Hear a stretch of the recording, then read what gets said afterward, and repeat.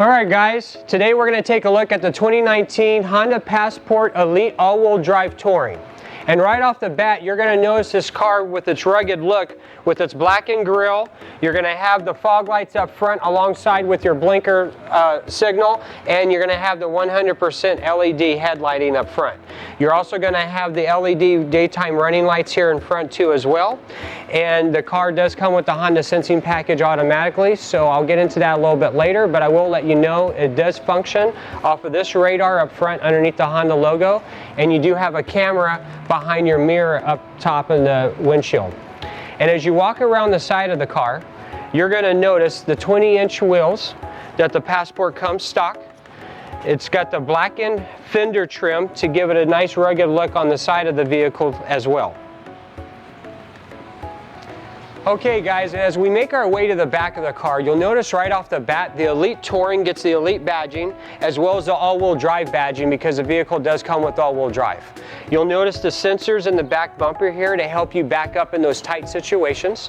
And also because this is an Elite Touring, the car does come with the kick function in the back. So as long as your key is on you, in your pocket, your purse, anywhere on you, you can walk up to your locked vehicle, and if your arms are full, you just do a simple kick function here underneath the bumper, and that'll open up the back tailgate for you, allowing you to load whatever it is that you may be carrying. And as you walk up to the back of the vehicle, you're going to notice all the extra space in here because the Passport is a two-row vehicle, so they gave extra room here in the back because the Passport was designed for the active family. So you'll have more extra space back here in the back. For your camping gear, fishing gear, sporting gear, anything that you and your family do on the weekend.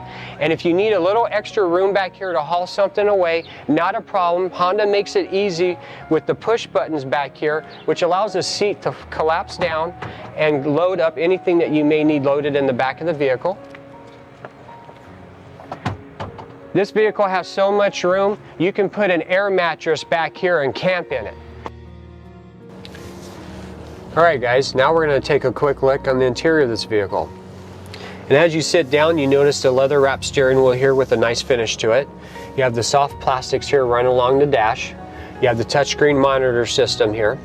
And as you come up, you notice that the rearview mirror has garage door presets to it.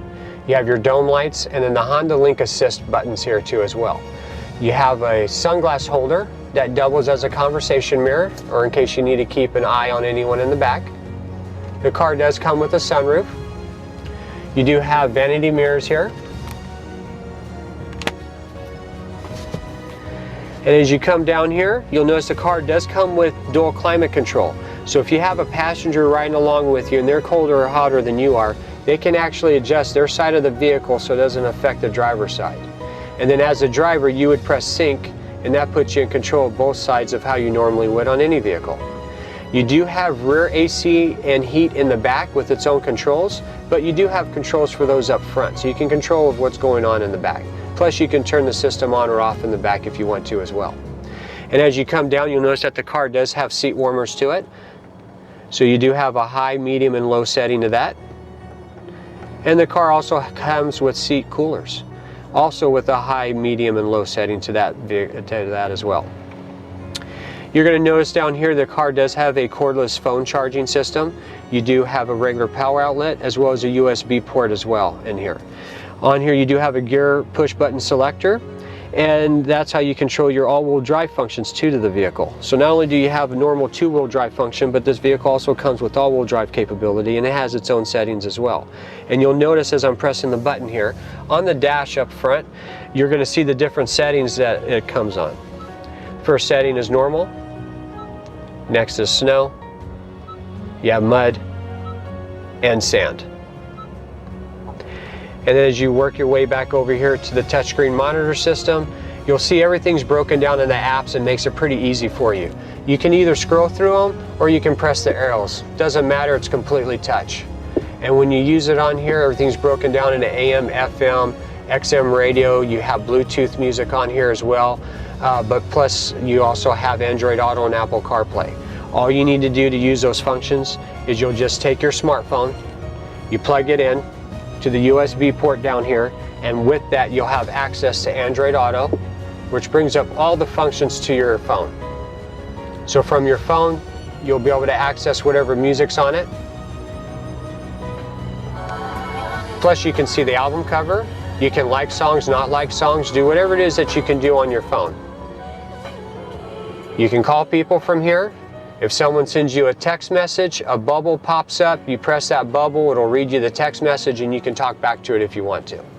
But one of the biggest benefits to Android Auto and Apple CarPlay is it allows you to use the mapping system off of your phone as a navigation system on the car. You can type in wherever you want to go, you can talk to it, do anything that you want to do. You can also ask for directions. Okay, Google, where's the nearest In-N-Out cheeseburger? Showing results for where's the nearest In-N-Out cheeseburger. And it'll actually navigate you there, make sure you get there on time or whatever you got going on. And then you can always go back to the home screen at any time on here by pressing the home button on there. Guys, now I'm going to show you the backup camera. When you put the car in the reverse, your camera is going to come up on your radio display here. And as you can see, there's 3 camera viewings to it. Right now you're on the wide angle lens. It's kind of like looking through a peephole. Your second option is more straight back. That's what I use when I'm putting cars back because it looks more realistic. And then your third option is straight up and down to your bumper. So if you have to back up to something real close or you hook up a tow hitch up to this guy, you'll be able to back up to a trailer all by yourself without needing anyone to guide you. And right here you do have cross traffic detection sensors on here, so if you're at the grocery store and you're backing up out of a parking spot and a car's coming behind you, the vehicle is going to let you know which side the car's coming from behind you is cross traffic to help give you a heads up. Also, the car does come with backup sensors and parking sensors, so if you're backing up to something and you start getting too close to it, the car's going to start warning you that you're getting too close to an object. And if you like, you actually have a screen on there to show you what part of the vehicle you are getting too close at. The vehicle does come with cruise control. So not only does it have cruise control, but you also have adaptive cruise control. So if you're set on cruise going 75 miles an hour and you start approaching a vehicle that might be doing 65 miles an hour, you're going to have to either readjust your cruise or tap on your brakes and reset it so you don't gain on that vehicle. But because of adaptive cruise control, you can actually adjust the following distance between you and a car ahead of you, and the car will actually slow down for you automatically. Then once that car gets out of your way or speeds back up, the car will speed back up to original 75 you had preset. You also have lane keep assist on this car.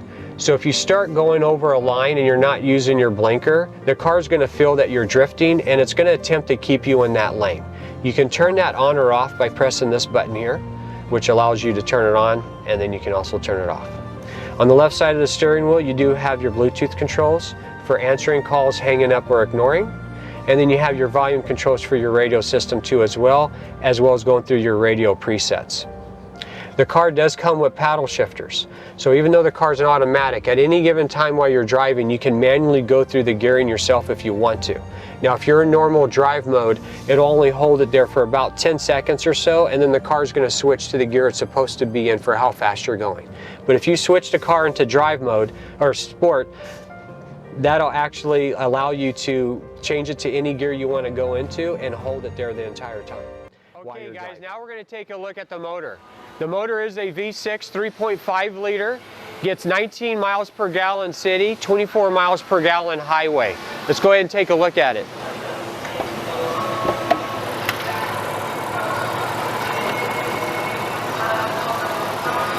Now the two-wheel version of this vehicle will tow 3,500 pounds, and the all-wheel drive version of this vehicle, like the Elite we're looking at now, tows 5,000 pounds.